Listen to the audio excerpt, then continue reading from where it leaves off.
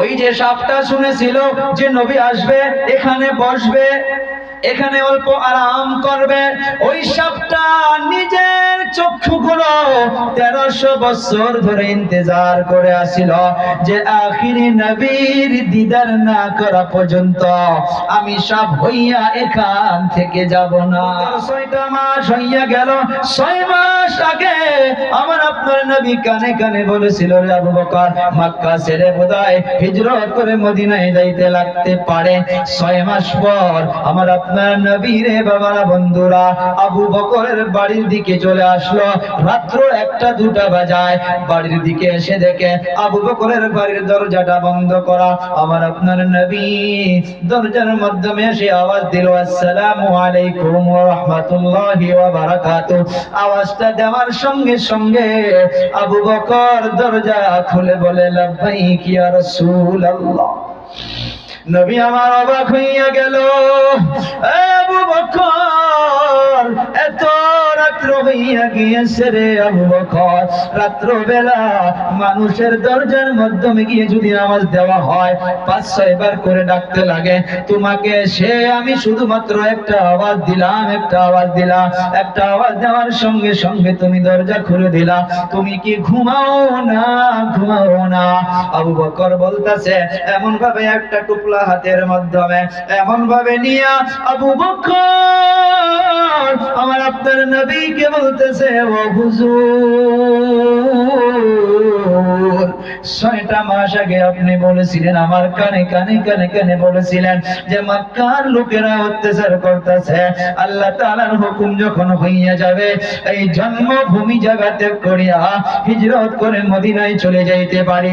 ও হুজুর, আজকে নিয়ে 6 মাস হইয়া গেল, আপনি যে আমার কানে কানে বলেছেন, আমি আবু বকর এই 6 মাস ধরে টুকলাটা হাতে নিয়া দরজার নিকটে দাঁড়িয়ে থাকি, কারণ না জানি কোন সময় আমার নবী এসে দরজায় এসে আওয়াজ দিবে, আমার নবী এসে দাঁড়াইয়া থাকবে আর আমি আবু বকর ঘুমায়া থাকবো, এটা হইতে পারে না।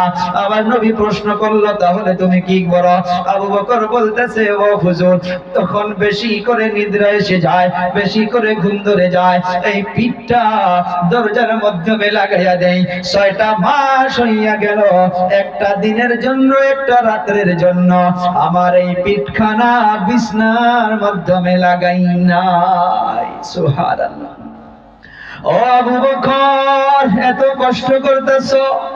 আবু বকর বলতেছে, ও হুজুর, শুধু আমি নয়, ওই যে তাকায়া দেখুন আমার ছোট মেয়ে আসমা 6 মাস ধরে পরাইটি রাত্র আমার আপনার জন্য নাস্তা তৈরি করে, নাস্তা তৈরি করে করে করে করে আপনার জন্য ইন্তজার করে থাকে যে নবী আসবে আর একসাথে হিজরত করে আমার আব্বা সুদে চলে যাবে।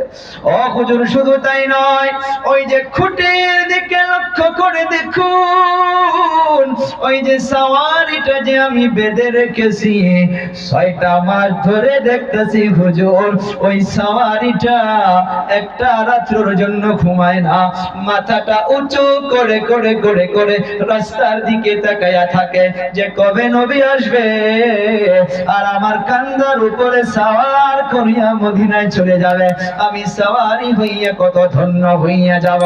এ বাবারা, বন্ধুরা, এখানে একটা কথা শুনে নেই, আমার আপনার নবী যে আসবে এই দুনিয়ার মাধ্যমে ওনার সঙ্গে কি কি ঘটবে, তাওরাতের মাধ্যমে আসছে না নাই, জাবুরের মাধ্যমে আসছে না নাই, ইনজিলের মাধ্যমে আসছে না নাই, হযরতে মূসা আলাইহিস সালাতু ওয়াস সালাম উনি ওনার কিতাবের মাধ্যমে পেয়েছিল যে মুহাম্মদ নাম হবে, আব্বার নাম হবে আব্দুল্লাহ, দাদার নাম হবে আব্দুল মুত্তালিব, আম্মার নাম হবে আমেনা, এরকম ভাবে হিজরত করে যাবে আর একটা পাহাড়ের মাধ্যমে, একটা গাতার মাধ্যমে অল্প রেস্ট নেবে, আরাম করবে।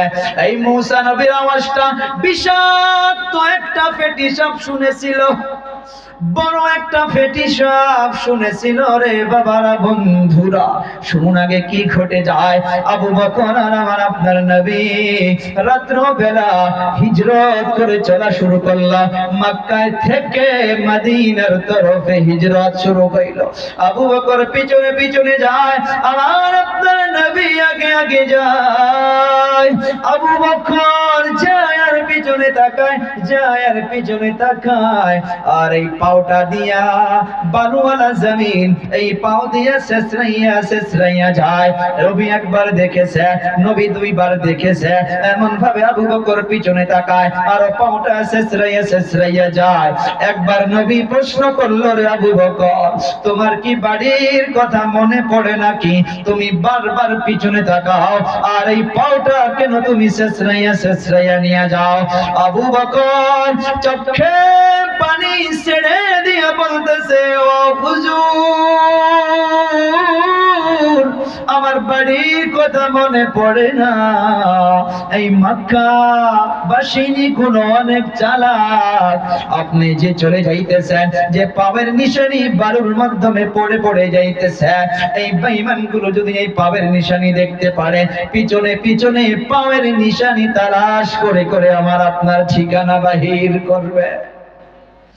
ও হুজুর, সেই জন্য আমি আবু বকর পিছনে পিছনে তাকাই আর এই পাওটা দিয়া দিয়া আপনার যে বালুর মাধ্যমে পাওয়ের নিশানি গুলো পড়ে যাইতেছে, এই পাওয়ের নিশানি গুলো আপনার আমি বালুর মাধ্যমে আমার পাও দিয়া শেষরাইয়া মিটায়া দিয়া যাই। আল্লাহু আকবার। কত মহাব্বত।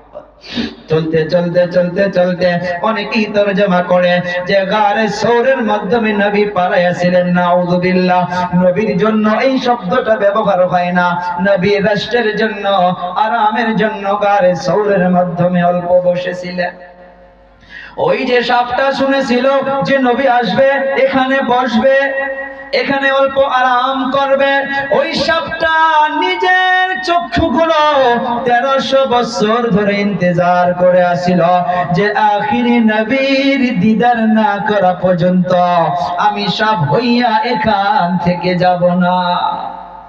আমার আপনার নবী আর আবু বকর সিদ্দিক রাদিয়াল্লাহু তাআলা ওই গারে সৌরের মাধ্যমে রাষ্ট্রের জন্য বসে গেলেন। আবু বকর এদিকে ওদিকে তাকায়া দেখে ওই গাতার মাধ্যমে অনেকগুলো ছোট ছোট সুরাগ গাতা রয়েছে। আবু বকর চাদর ছিঁড়ে সব গাতাগুলো বন্ধ করে দিল। নবী বলতেছে, রে আবু বকর, আমি ক্লান্ত, আমি অল্প রেস্ট করব, ঘুমাবো। আবু বকরের এই যে পাওয়ের মাধ্যমে, এই রানের মাধ্যমে আমার আপনার নবী মাথা মুবারক দিয়া, গাল মুবারক দিয়া অল্প রেস্টের জন্য বসে গেল।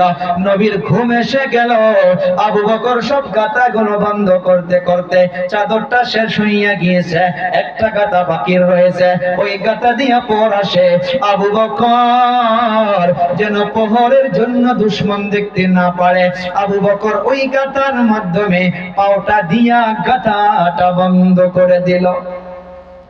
এই সাপটা বেচেন হইয়া গেল যে সাপ 1300 বছর ধরে নবীর চেহারা দিদারের জন্য ইন্তজার করে আছে। হায় রে হায়, যখন গাথাটা বন্ধ হইয়া গেল, সাপ বলতেছে, শেষ, যে নবীর চেহারা দেখার জন্য আমি ইন্তজার করে আছি, বোধহয় আমার আর কপালে জুটলো না। ডাইরেক্ট সাপটা আবু বকরকে প্রথমবারে কামড় মারে নাই। রিওয়ায়াতের মাধ্যমে, কিতাবের মাধ্যমে লিখেছেন আবু বকরকে ওই সাপটা, কারণ সাপ হইয়া আবু বকরকেও জানে, আবু বকরকেও ডাইরেক্ট কামড় মারে নাই, একবার মিসকল মারছে, অর্থাৎ ঠোকা দিয়েছে, মাথা দিয়ে সরাও পাওটা। আবু বকর পাওটা সরাই নাই, আবার ঠোকা মেরেছে, আবু বকর পাওটা সরাই নাই। যখন সাপটার মাথা নষ্ট হইয়া গেল, হায় রে হায়, যে নবীর চেহারা দেখলে আমি ধন্য হইয়া যাইতাম, ওই নবীর চেহারার জন্য আমি কতদিন ধরে ইন্তজার করে আসি, আমি কেন পারবো না, কি জায়গায় এসে গেল। তখন গুসার মাধ্যমে আবু বকরকে ঠাস করে কামড় মেরে দিয়েছে। ও বাবারা বন্ধুরা, কামড়টা মারার পরে আবু বকরের ব্লাডের মাধ্যমে বিষটা চলে গেল।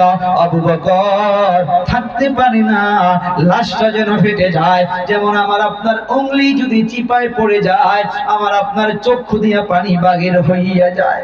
আবু বকর বিষের জন্য ভিতরে ছটফট ছটফট করতেছে, কিন্তু নবী ঘুমায়া আছে, যার জন্য আবু বকর ওঠে নাই, চিল্লা চিল্লিও করে নাই যে আবু বকর যদি পাউটা সরায় নবীর ঘুমটা ভেঙে যাবে। হায় কত মা!